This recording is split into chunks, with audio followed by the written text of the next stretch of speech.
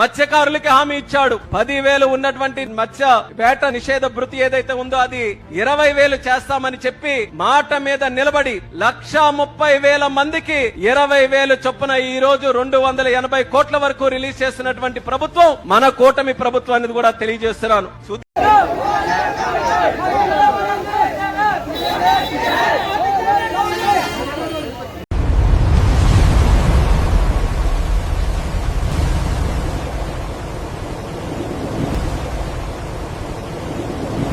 కాయకష్టం చేసుకునే వాళ్ళు రెక్కాడితే కానీ డొక్కాడిని బతుకులు వాళ్ళు.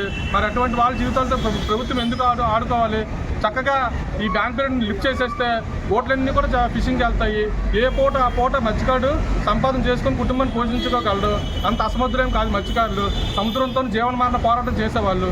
ప్రభుత్వం దీన్ని గుర్తించాలి. ఇది గుర్తించకుండా ఎందుకు ఇంత దారుణంగా ప్రవర్తిస్తుందని అర్థం కావడం లేదు. ఒక పక్క చూస్తే 2024లోని మత్స్యకార భరోసా డబ్బులు ఎవరికి వేయలేదు. ఎవరికి వేయకపోతే ఏ బాధ లేదు. 2025లోని అరకొరకు వేశారు. ఇప్పుడు కూడా చూస్తే వేసామన్నారు కానీ 30% పడింది. మిగతా వాళ్ళకి ఎగ్గొట్టారని డౌట్.